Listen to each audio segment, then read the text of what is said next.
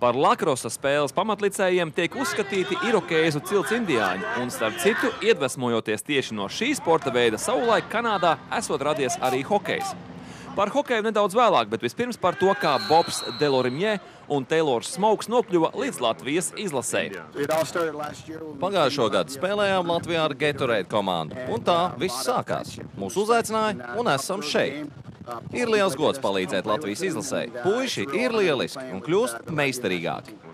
Bobs ir bijušais lakrosa profesionālis, spēles veterāns, kuram jau pāri 40, taču viņa meistarība pie pretinieka vārtiem bija labi pamanāma uz gados jaunāko spēlētāju fona.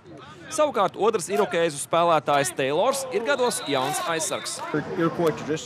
Mums tā ir tradīcija spēlēt lakrosu. Esmu ar nulli rokās kopš sevi atceros. Kad vien sauksiet, būšu klāt, lai palīdzētu latviešiem.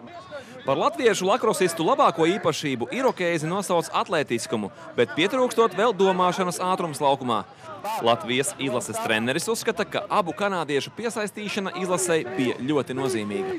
Pirmkārt, tas ir unikāls pasākums, kad irokoji, kas ir vispārīgi šie spēles radītāji, piekrit spēlēt ar mums, un kad mūsu zēni iegūja ļoti daudz, jo viņi ir ļoti augsts līmenis spēlētāji, un tās nepārtraukt mācības uz laukumu, un arī jāsaka no laukuma arī.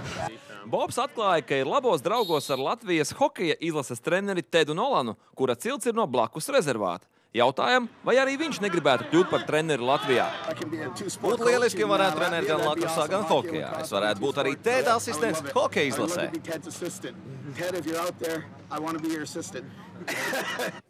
Jāpiebilst, ka Eiropas valstu lakrosa izlasēm kanādiešu vai amerikāņu piesaistīšana ir ļoti ierasta prakse, bet Latvijas valstsvienība ir viena no nedaudzajām, kas leģionārus līdz šim nebija izmantojusi. Berlīnē iegūta vērtīga pieredze.